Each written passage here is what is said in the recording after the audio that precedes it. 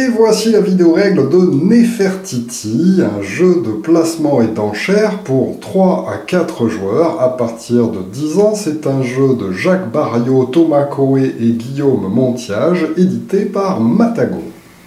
Au niveau matériel, on commence par un grand plateau de jeu qui représente l'Égypte antique avec le Nil qui se trouve là, et il y a des tuiles qui correspondent à 4 grandes villes de l'Égypte antique et qu'on va placer sur les emplacements correspondants. Gizeh à cet endroit-là, Akhet-Aton ici, Abou Simbel là, et enfin Luxor à cet endroit-là. Pour se repérer, il y a un animal de représenté sur chacune des tuiles, et cet animal est représenté en haut à gauche. Pour une première partie, il est conseillé de placer ces tuiles sur le premier emplacement comme ceci, mais ensuite, quand vous connaîtrez bien le jeu, vous pourrez disposer ces tuiles aléatoirement à gauche ou à droite sur chacun de ces emplacements. Vous trouverez en plus un cache de marché fermé qui sera placé pour l'instant sur Luxor. Ensuite, vous allez trouver des cartes. Il y a des cartes personnages qui ont comme ceci un rond rouge dessiné à leur dos. Ensuite, un paquet de cartes cadeaux avec la reine Nefertiti de représenter. Et attention, il y a une carte qu'il vous faudra mettre de côté qui représente Akhenaton et qui a aussi un dos Nefertiti. Attention, si vous jouez à 3 joueurs seulement, il vous faudra retirer des cartes cadeaux toutes les cartes scénées, c'est-à-dire celles-ci. Il y en a 8 dans le jeu que vous n'utiliserez pas pour la partie à 3 joueurs. Par contre, si vous jouez à 4 joueurs, vous utiliserez l'intégralité des cartes cadeaux. Alors, dans ces cartes cadeaux, il y a plein de cadeaux de sortes différentes,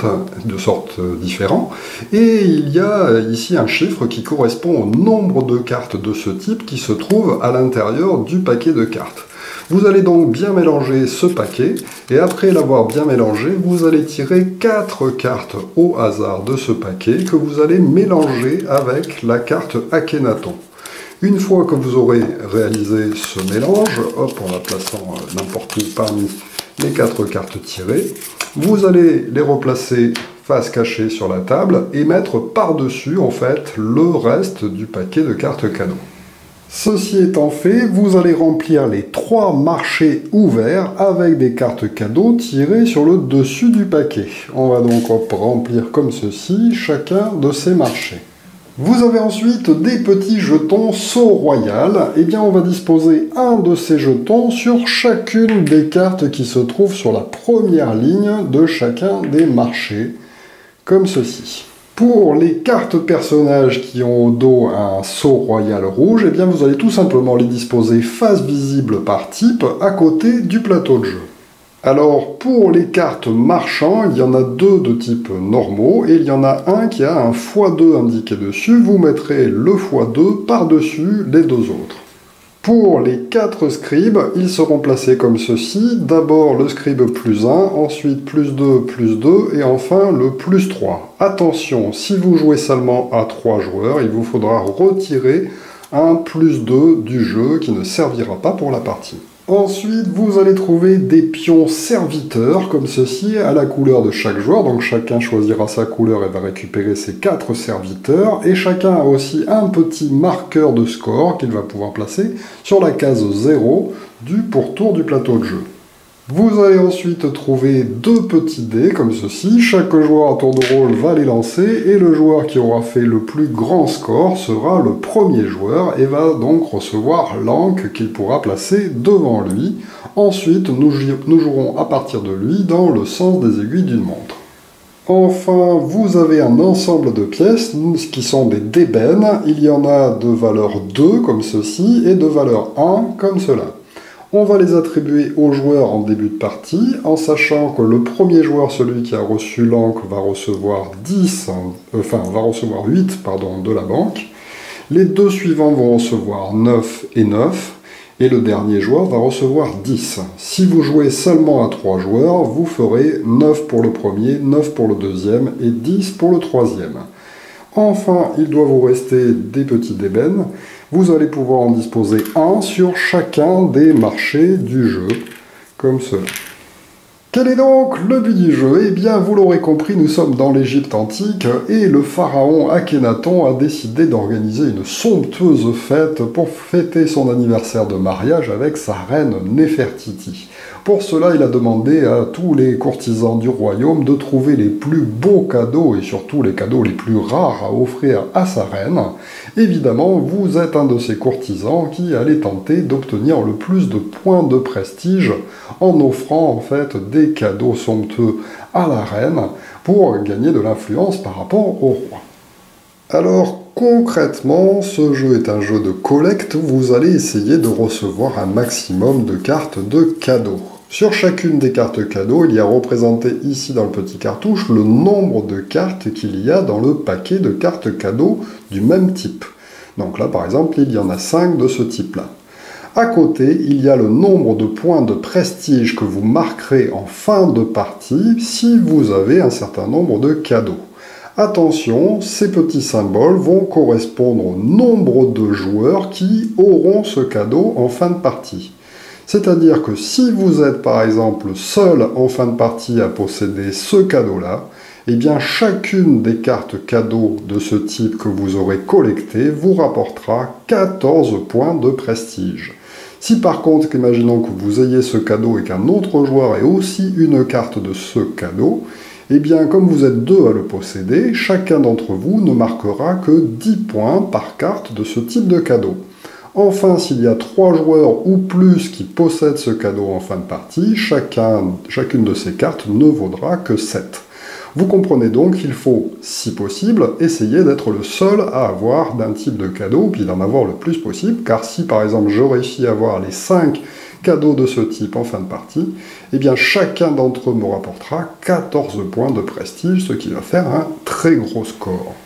Alors, le déroulement du jeu est assez simple. À commencer par le premier joueur et ensuite à tour de rôle pendant toute la partie, les joueurs vont éventuellement avoir 2 actions à réaliser. La première action, c'est qu'ils peuvent utiliser un des personnages que l'on a placé au-dessus du plateau de jeu, mais pour cela, il leur faudra dépenser un sceau royal. Pour l'instant, les joueurs en début de partie n'ont pas de sceau royal, ils ne pourront donc pas réaliser cette action.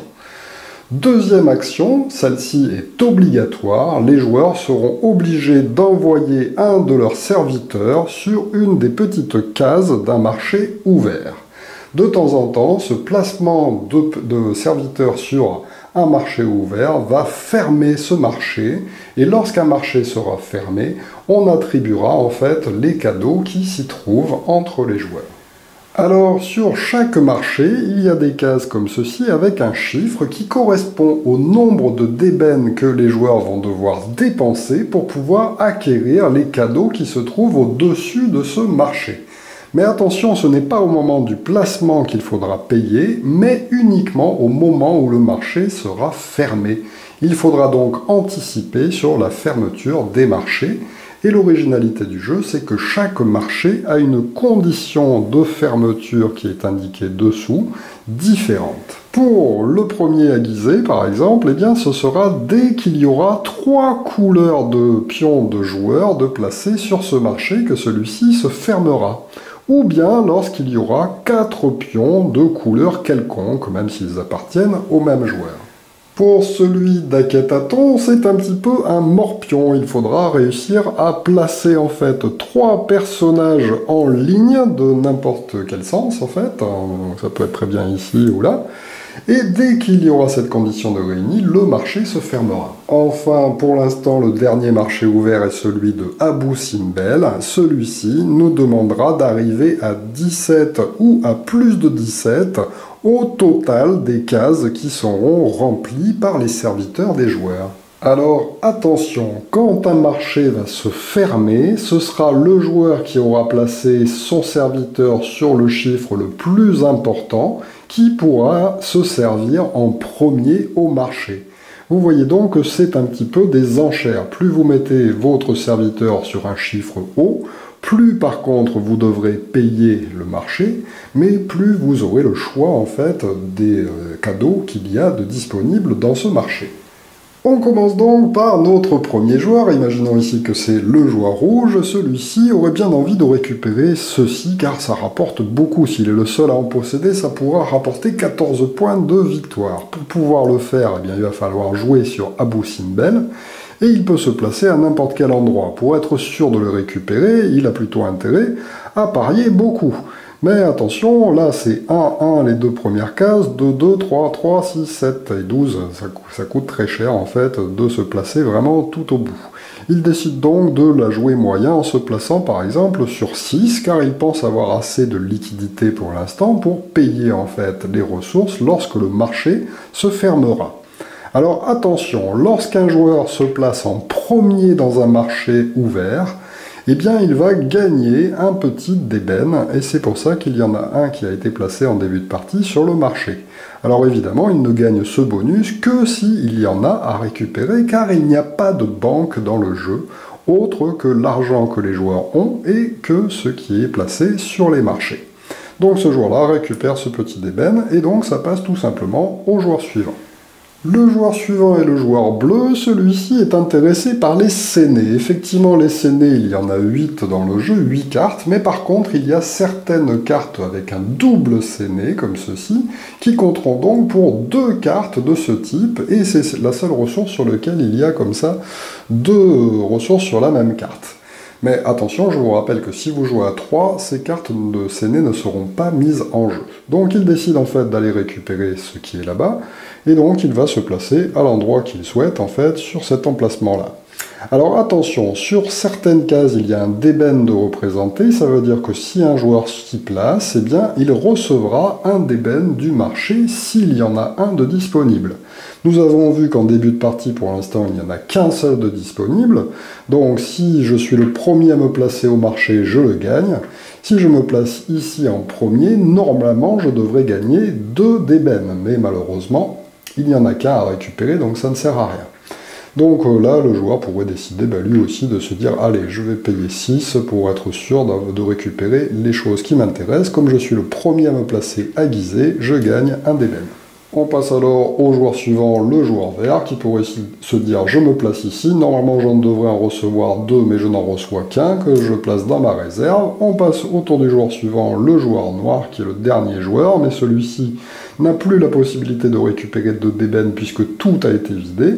Il choisit donc l'endroit où il désire se mettre. Bien, par exemple, il se dit « Allez, je me place ici, ça me coûtera que 4 pour être pour l'instant le deuxième à choisir. » C'est intéressant, et on repasse au premier joueur.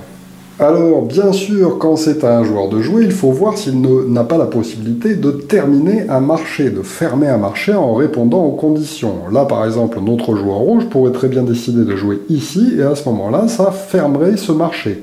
Mais si ce marché est fermé, c'est le joueur qui a payé le plus, donc c'est-à-dire le vert qui se servira en premier, le noir en deuxième, et lui en troisième. C'est guère intéressant.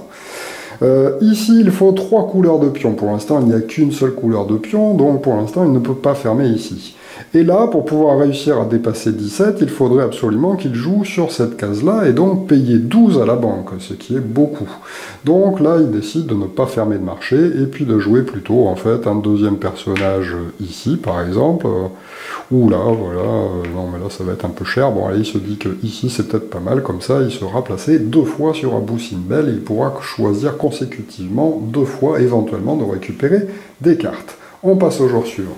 Le joueur suivant, c'est le bleu, il décide par exemple de se placer à cet endroit-là, ça ne ferme pas de marché. On passe au joueur suivant, le joueur vert, qui décide par exemple de se placer ici. 7 plus 6 plus 3, eh bien ça fait 17. Il est donc arrivé au total nécessaire pour fermer le marché de Abou Simbel. Et bien immédiatement, on va réaliser l'attribution des cadeaux et la fermeture de ce marché.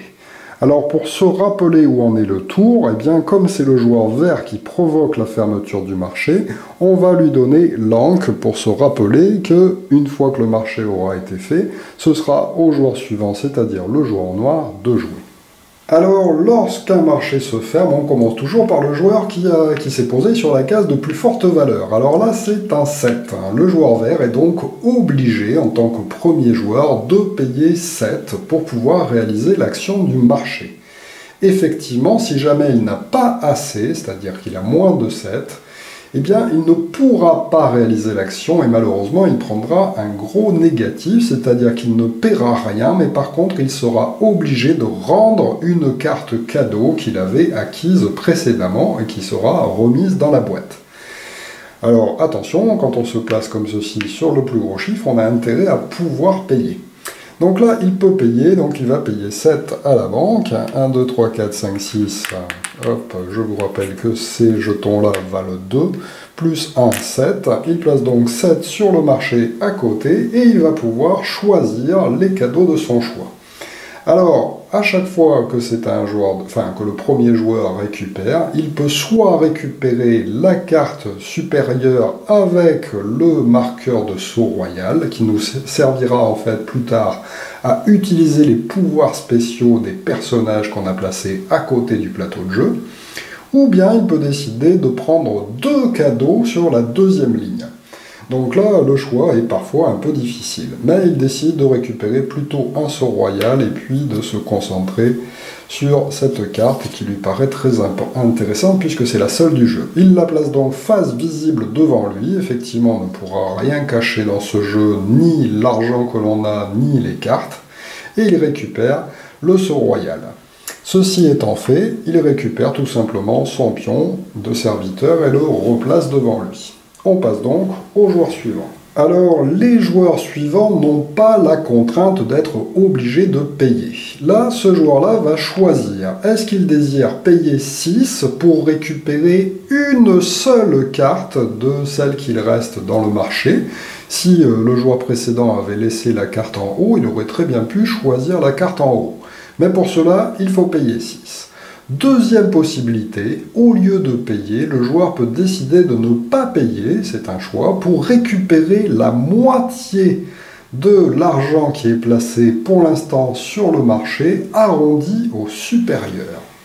Ici, par exemple, notre joueur pourrait donc décider de récupérer son pion et de prendre la moitié arrondie au supérieur. Comme il y a 7, eh bien, il récupère 4 qu'il peut placer dans sa réserve. Ensuite, on passe au joueur suivant. Eh bien, c'est le même joueur, donc là, c'est bien d'avoir plusieurs personnages au même endroit. Car là, s'il veut, il peut cette fois-ci payer 3 à la banque, enfin 3 au marché plutôt, pour choisir la ressource de son choix, et il décide de prendre celle-ci qui lui paraît la plus intéressante, et il peut la placer face visible devant lui, et ensuite récupérer son pion. Dès qu'il n'y a plus de serviteurs sur le marché, eh bien on va tout simplement décaler en fait l'étal sur l'autre côté et faire apparaître un nouveau marché. Mais attention, ce nouveau marché va immédiatement être fermé pour l'instant. Et on va donc placer la plaque de fermeture de marché dessus, ce qui va entraîner l'ouverture d'un nouveau marché quelque part sur le plateau. Lorsqu'un nouveau marché comme ceci est ouvert, on va décaler toutes les cartes qui s'y trouvent éventuellement vers la gauche et hop, la première viendra se placer ici et ensuite on remplira tous les trous. Là, comme c'est un marché qui n'avait pas encore été ouvert, eh bien, on va remplir en tirant des cartes sur le dessus de paquets de cartes cadeaux qu'on avait placé à côté du jeu, et on va remplir comme ceci ce nouveau marché, en n'oubliant pas de placer un jeton saut royal sur la première carte, s'il reste encore des sauts royaux disponibles. Alors, quelle est la condition de fermeture de ce marché de Luxor? Eh bien, elle est un petit peu spéciale. Il faudra effectivement, à chaque fois qu'un joueur pose un personnage sur une case, qu'il lance un dé. S'il arrive à faire égal ou supérieur au nombre de personnages qui se touchent sur ce marché, eh bien, le marché prendra fin immédiatement. Donc là, par exemple, si un joueur se place ici et qu'il fait un 1, eh bien, immédiatement, le marché se terminera. Si par contre, il fait un chiffre supérieur à 1, il ne se passera rien. Si ensuite un autre personnage se place ici, là, les deux ne se touchent pas, donc il faudra quand même réaliser 1, puisque c'est le nombre maximum de personnages se touchant qui compte. Par contre, s'il se place à côté d'un personnage, les diagonales ne comptant pas, eh bien, il lui suffira de faire un 1 ou un 2 pour pouvoir fermer le marché immédiatement. Et vous comprenez donc que plus il y aura de personnages qui se touchent, plus ce sera facile de fermer le marché en lançant le dé. Mais reprenons notre exemple de tour, comme c'est le joueur vert qui avait fermé ce marché en jouant un personnage et qui a donc reçu l'encre, eh bien on continue par le joueur qui se trouve à sa gauche, c'est donc au tour du joueur noir qui pourrait dire « bon ben moi, je vais être le premier à me placer sur ce marché, tiens, je décide de me placer ici, et puis je reçois un sou de la banque. » Mais attention, les petits emplacements avec une carte rouge indiquent que lorsqu'un joueur va être dessus lors de la fermeture du marché, il ne pourra de toute façon récupérer qu'une seule carte cadeau. Donc là, si ce joueur-là se retrouve en première position lors de la fermeture du marché, ben, il ne pourra pas choisir de prendre 2 cadeaux en bas, il ne pourra en prendre qu'un seul. Par contre, s'il s'est placé sur un chiffre supérieur où il n'y a pas cette petite carte rouge, il pourra choisir, comme d'habitude, soit la carte du dessus, soit 2 cartes qui se trouvent en dessous. Mais pour l'instant, comme il s'est placé là, il lance le dé, ben 1, super, grosse chance, immédiatement ça se termine, puisqu'il a réussi à faire le nombre de pions qui se touchent. Donc ça peut aller, vous le voyez, très vite sur certains marchés, ben là celui-ci dépend énormément du hasard. Donc comme ce joueur est premier, eh bien, il est obligé de payer les 5 qu'il avait promis. Hop, c'est ce joueur ici, que je ne confonde pas. 1, 2, 3, 4 et un 5. Et après avoir fait ceci, il choisit soit de récupérer la première, soit de récupérer 2 cartes qui se trouvent en dessous. Ah ben tiens, là il se dit, allez, j'ai envie de récupérer en fait 2 cartes identiques, ça me paraît pas mal, ça me rapportera beaucoup de points. Et il les place devant lui, il récupère ce pion-là, le marché est donc immédiatement fermé, hop, on décale sur ce côté-là et on place la fermeture de marché ici, ce qui ouvre à nouveau un nouveau marché. Comme ce marché vient d'ouvrir, on décale la carte qui se trouve à gauche en première position, les autres sont décalés comme ceci et on ajoute des cartes pour remplir le marché. On n'oublie pas de poser un nouveau jeton à cet endroit-là. Et comme c'est notre joueur noir qui a fermé ce marché, on n'oublie pas de lui donner l'encre pour se rappeler qu'ensuite ce sera au joueur rouge de jouer.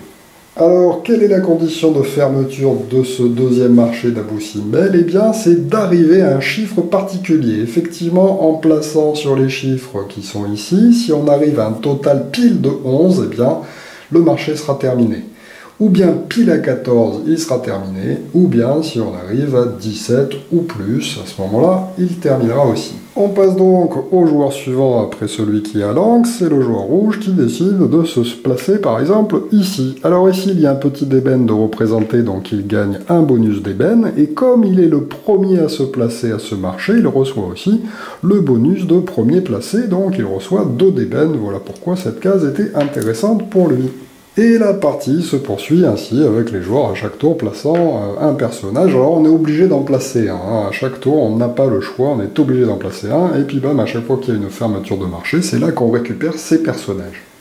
Alors attention, si à un moment donné, un joueur n'a plus de personnages parce qu'ils sont déjà tous placés en jeu et qu'un marché ne se ferme pas pendant le tour, et bien quand ce sera à lui de jouer, s'il n'a plus de personnages devant lui, eh bien il choisira arbitrairement de fermer un marché de son choix sur lequel il est présent. Donc il annoncera, eh bien on ferme ce marché, hop, on fait immédiatement les trucs, et du coup il récupérera un personnage qu'il pourra utiliser au tour suivant. Alors voyons un peu les marchés que nous n'avons pas encore vus. Alors celui-là, nous avons déjà vu que c'est 3 pions de couleurs différentes ou bien 4 pions de n'importe quel type. Celui-ci, ça va être 4 pions qui doivent se toucher et pas en diagonale, pour que le marché se termine. Donc par exemple, hop, s'il y a 4 pions qui sont placés comme ceci, ça marche. Par contre, comme cela, ça ne marche pas, ils ne se touchent pas les 4. Le deuxième marché d'Akhenaton est tout simplement qu'il y ait un personnage de placé sur chacun des niveaux de la pyramide. Il en faudra donc au moins un là, un là, un là et un là pour que ça se termine. Enfin, le deuxième marché de Luxor, eh bien, lorsqu'un joueur va se placer sur une case, il va lancer cette fois-ci 2 dés, et les 2 dés doivent présenter des faces sur lesquelles il y a des personnages. Donc là, par exemple, s'il est le premier à se placer ici, eh bien, il devra faire 3-3. S'il arrive à faire 3 sur un dé et 3 sur l'autre dé, c'est bon, le marché se fermera. Mais c'est quand même assez dur. Par contre, dès qu'il y aura un deuxième personnage de placer, donc là par exemple 3 et 4, eh bien ça multiplie les chances, puisqu'on peut le fermer en faisant 3-3, en faisant 4-4, ou bien en faisant 3-4 ou 4-3. Et puis ainsi de suite, à chaque fois qu'il va y avoir des personnages en plus, eh bien ça va encore augmenter les chances, puisque là il suffit de faire un 3, un 5 et un 4 avec chacun des 2 dés. Mais parlons maintenant des sauts royaux. Effectivement, nous avons vu que normalement, à chaque fois que c'est à un joueur de jouer, donc là imaginons que ce soit autour du joueur vert, eh bien avant de placer un serviteur quelque part, il peut décider s'il le souhaite d'utiliser un saut royal. Effectivement, on peut en récupérer plusieurs, mais par tour, on ne pourra en utiliser qu'un seul. Il peut utiliser un saut royal pour le remettre dans la réserve afin d'effectuer la capacité spéciale d'un des personnages que l'on a placé face visible à côté du plateau de jeu. Et lorsqu'on joue un saut royal comme ceci, eh bien on choisit celui qu'on veut réaliser. Alors imaginons justement que notre joueur vert décide de payer son saut royal, il choisit le personnage de son choix pour appliquer son effet. Il pourrait par exemple décider d'effectuer ce personnage-là, qui est un peu le trésorier, le banquier. Donc quand on joue ça, eh bien on peut récupérer 4 pièces sur la zone de marché de son choix, même si le marché est fermé. Et attention, lorsqu'on réalise le pouvoir d'un personnage, eh bien hop, on va le placer face cachée et il ne sera plus utilisable de la partie. Donc là, par exemple, notre joueur vert décide de récupérer 4 d'ébène à Kétaton, il se les met dans sa réserve et ensuite il joue son personnage normalement, car en effet, l'action saut royal se fait en plus de son tour de placement de serviteur. Alors, quels sont les autres personnages? Tout d'abord, nous avons le marchand qui est présent en 3 exemplaires. C'est-à-dire qu'à chaque fois qu'on le réalisera, hop, on enlèvera une carte, il en restera 2, et puis après, il ne restera plus qu'une, et après, il n'y en aura plus. Le marchand permet tout simplement de faire un échange de cartes avec un autre joueur, et celui-ci ne peut pas refuser l'échange. Imaginons par exemple que le joueur noir décide de collecter un maximum de harpes, il peut dire au joueur bleu, eh bien je te prends ta harpe en échange de ma carte de Séné. Mais attention, lorsqu'on fait un échange, on va vérifier la valeur minimale de cette carte, enfin maximum de cette carte plutôt. Donc là, cette carte a une valeur de 6, alors que la carte qu'il a volée a une valeur de 9. Ça fait donc 3 de différence en sa faveur.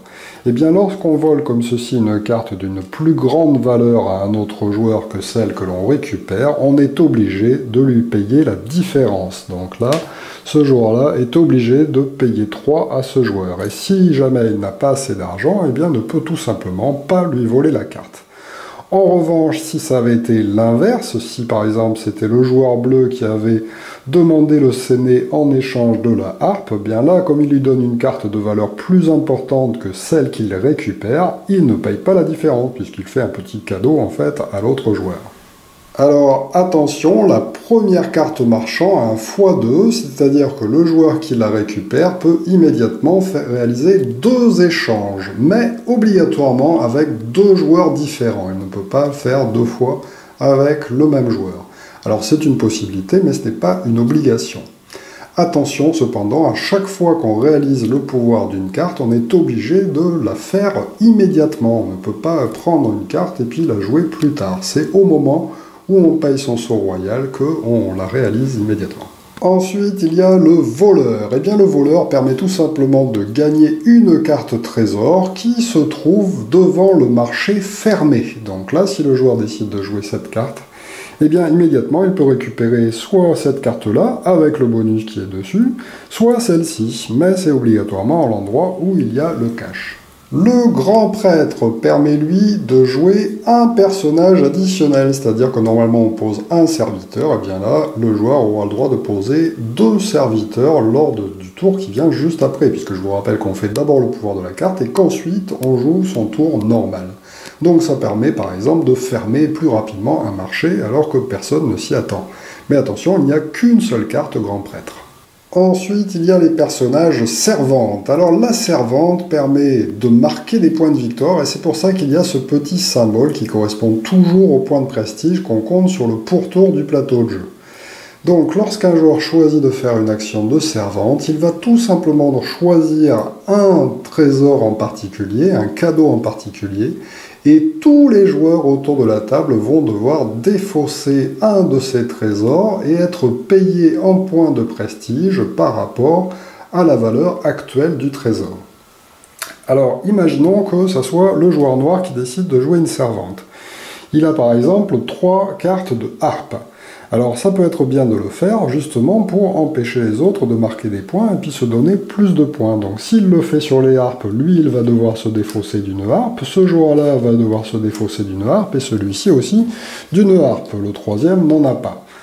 Et tout le monde va être payé en fait par rapport à la valeur actuelle. Donc là, comme 3 joueurs avaient des harpes, eh bien on regarde sur la carte, 3 joueurs avec des harpes, ça rapporte 5 points. Donc tout le monde, enfin tous ceux qui ont défaussé une harpe, gagnent immédiatement 5 points de victoire.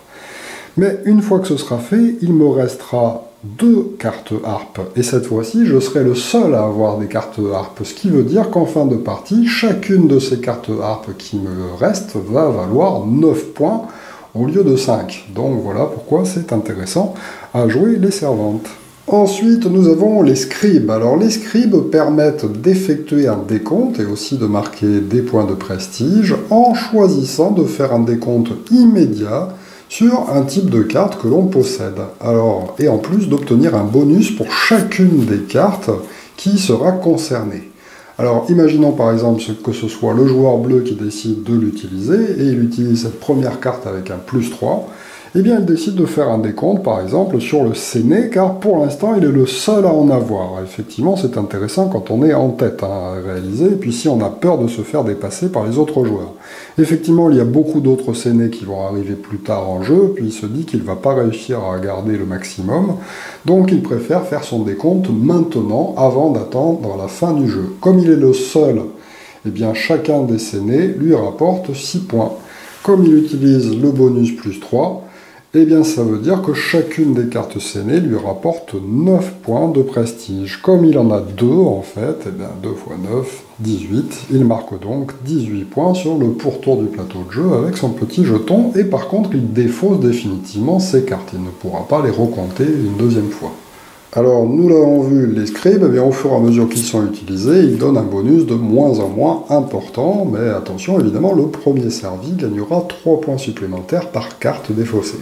Enfin, nous avons le vizir qui permet aussi de marquer des points en cours de partie. Le premier joueur qui l'utilisera pourra marquer 2 points par type de trésor qu'il a devant lui. Plus vous aurez de trésors différents, plus vous marquerez 2 points. Toujours en reprenant l'exemple de notre joueur bleu, si c'est lui qui le fait, eh bien il pourra marquer 6 points de victoire qui lui seront accordés par le vizir, qui n'existe en une seule carte et donc qui sera retourné définitivement. Alors évidemment, vous pouvez aussi utiliser les cartes de personnages si vous avez moins que les autres joueurs pour les empêcher de les récupérer. Et voilà, la tactique se joue là-dessus. Les personnages, en fait, eh bien, il faut vite les utiliser avant les autres joueurs. Et la partie se poursuit ainsi jusqu'à ce qu'on pioche la carte Akhenaton. Nous avons vu que nous l'avons placée parmi les 5 dernières de la pioche, puisqu'on a replacé le paquet par-dessus. Et bien, lorsqu'il va y avoir une fermeture de marché, et donc l'ouverture d'un nouveau marché, eh bien, comme d'habitude, on décale les cartes, et si jamais dans les cartes que l'on tire, on tire la carte de Akhenaton, eh bien ça voudra dire que ce marché est immédiatement fermé. En fait, on ne l'ouvrira pas. Et celui-là, comme il est fermé, eh bien il est fermé aussi, ce qui fait qu'il ne reste plus que 2 marchés ouverts. La partie va cependant se poursuivre avec les 2 marchés restants, et lorsqu'ils seront terminés, les marchés, on attribuera évidemment les trésors, et le marché sera fermé aussi jusqu'à ce qu'il n'en reste plus qu'un qui sera fermé aussi normalement, et lorsque ce dernier marché sera fermé, on pourra passer au décompte final. Pour le décompte final, on fait avec ce qui est indiqué sur les cartes, comme je vous ai déjà expliqué. Donc là, par exemple, 2 joueurs ont ce type de carte. Et bien, comme ils sont 2, chacune des cartes vaut 10. Donc celui-là marque 10 points car il défausse une carte, celui-là 10 points car il défausse une carte. Pour les sénés, ce jour-là, par exemple, on a 2, ce jour-là, on a 1. Pareil, ils sont 2 joueurs, donc chacun marque 5 points par carte sénée, c'est-à-dire que ce jour-là, on défausse 2, il marque 10 points. Celui-ci, un seul, il marque 5 points. Et ainsi de suite, jusqu'à ce qu'on ait défaussé toutes les cartes trésors. Enfin, les joueurs marqueront 3 points supplémentaires pour les sauts royales qu'ils n'ont pas utilisés, donc là 6 points par exemple, et enfin 1 point supplémentaire par tranche de 2 d'ébène qui nous restent, donc là 1, 2 et 3, 3 points de victoire supplémentaires pour ce joueur.